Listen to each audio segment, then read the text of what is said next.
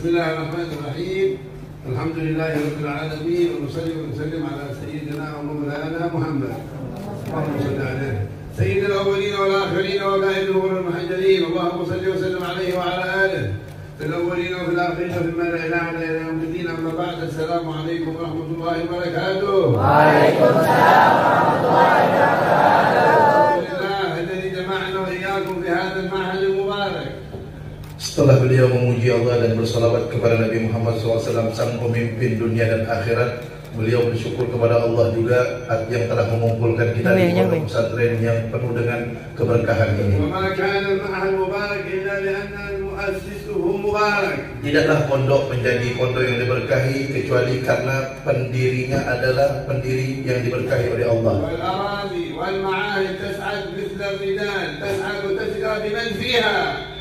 Dan pondok pesantren beserta tanahnya itu menjadi bahagia, menjadi berkah sesuai dengan orang yang berada di dalamnya.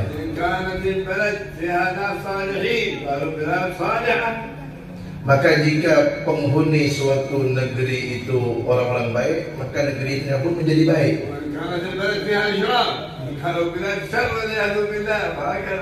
Dan begitu juga sebaliknya, kalau orang-orangnya tidak baik, maka negeri tersebut pun menjadi tidak baik.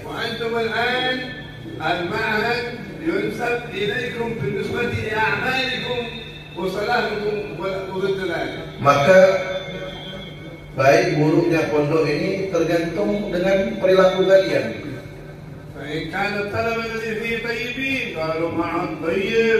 Maka jika kalian baik, pondok ini pun menjadi baik.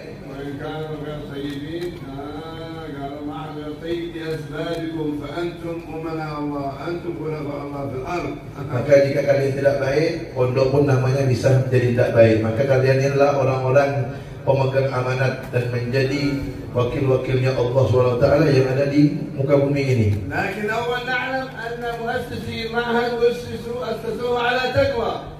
Dan kita ketahui bahwasanya pondok itu haruslah didirikan dengan dasar takwa kepada Allah SWT.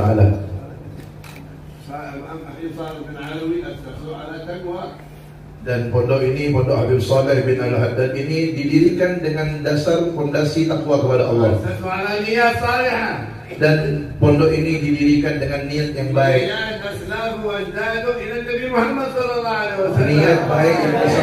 Niat baik yang bersambung kepada datuk-datuknya yang soleh terdahulu sampai kepada Nabi Muhammad SAW. Dan mereka itu orang-orang soleh. Jadilah orang-orang baik. Jadilah kalian orang-orang baik, orang-orang soleh, orang mustaqim.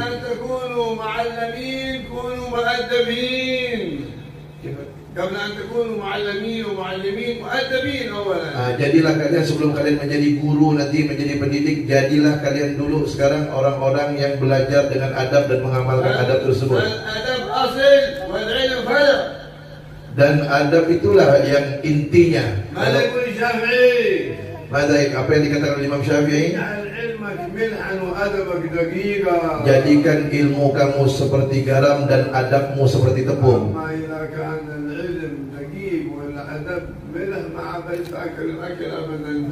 Tapi kalau sebaliknya, kalau ilmu kamu seperti tepung, adab kamu seperti garam, maka tidak ada manfaatnya.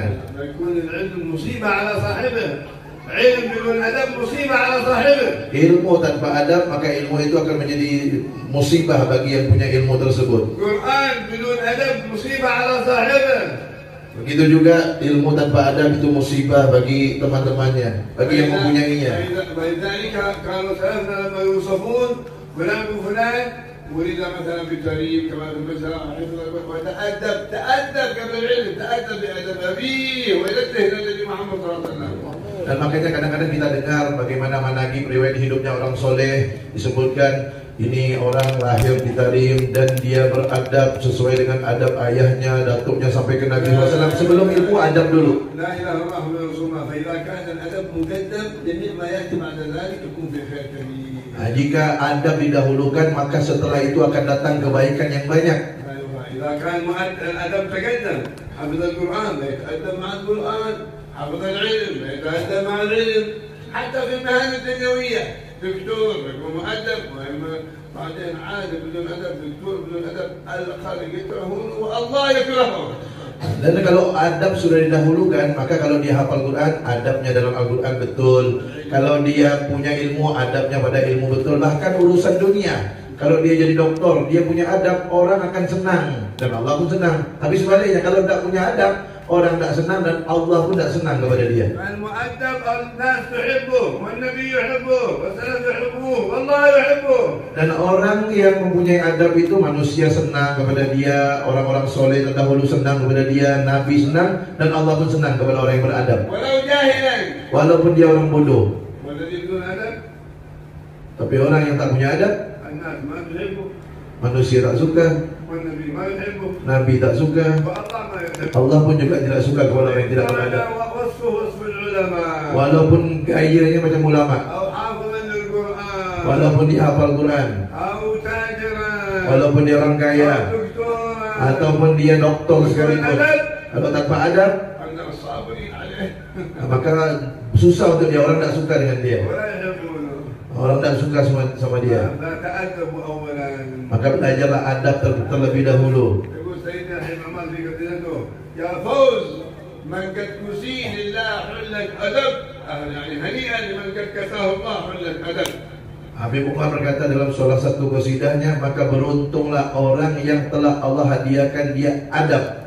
يقول الشيخ عمر بن عبد الله بن مكرمة، هذا الشيخ أبو بكر بن سالم. عمر بن عبد الله بن مكرمة قال إذا شئت السلامة تأدب تأدب تأدب. سلامة في الدنيا والآخرة. Syekh Abdullah bin Makhramah, Syekh Umar bin Abdullah bin Makhramah, salah satu gurunya Syekh Abu Bakar bin Salim, beliau berkata, kalau kalian ingin selamat dari dunia akhirat, adablah, beradablah. وهذه المعاهد ما أقيمت إلا لتأديبكم Dan pondok ini tidak didirikan kecuali untuk mengajarkan kalian adab وتعليمكم dan mengajarkan kalian ilmu وتؤدبوا غيركم dan mengajarkan adab untuk selain kalian وتعلموا غيركم. dan kalian mengajarkan kepada yang lainnya. خيركم من تعلم القرآن فقط؟ لا، خيركم من تعلم القرآن وعلمه. Nabi tidak mengatakan sebaik-baiknya kalian adalah yang belajar Al-Quran saja. Tidak. Tapi Nabi bersabda, sebaik-baiknya kalian adalah yang belajar Al-Quran dan mengajarkannya. خيركم كذلك من تأدب وأدب. Dan begitu juga, sebaik-baiknya kalian adalah orang yang belajar adab dan mengamalkan adab itu serta mengajarkannya kepada yang lain. ولذلك مثل ما يقول النبي صلى الله عليه وسلم مثلا أفضل ما نحل والد ولده، يعني ما أعطى والد ولده شيء أفضل من حسن أدب، من خلق حسن. Makanya Nabi pernah menyatakan bahwasanya sesuatu yang paling mulia yang diberikan orang tua kepada anaknya adalah adab, dan itu adalah hadiah. أفضل من المال والثياب والأكل، أدبوا أفضل من ذلك كله. Dan itu lebih utama daripada makan, minum, pakaian yang diberikan orang tua. Yang paling lebih utama dari itu adalah adab. وأنتم بعد ستكونون آباء. Dan kalian nanti akan menjadi orang tua. والبنات بعد وقت سيكونون أمهات. Dan anak-anak santri putri akan menjadi ibu-ibu semuanya. وهكذا سنة الله في الحياة. Dan begitulah garis jalan daripada ketentuan Allah Subhanahu wa بعد taala. وقت ستكونون جد. Dan kalian akan menjadi datuk, nanti kakek. وبعدين الله أعلم جد ولا بدك ميت، الله أعلم. Tak tahu lah nanti bakal jadi moyang apa tuh, udah jadi langsung meninggal masuk dalam kubur. Kita minta kepada Allah mudah-mudahan panjang umur, sehat walafiat. هكذا الدنيا أولاد شباب وبعدين كبار آباء أجداد وبعدين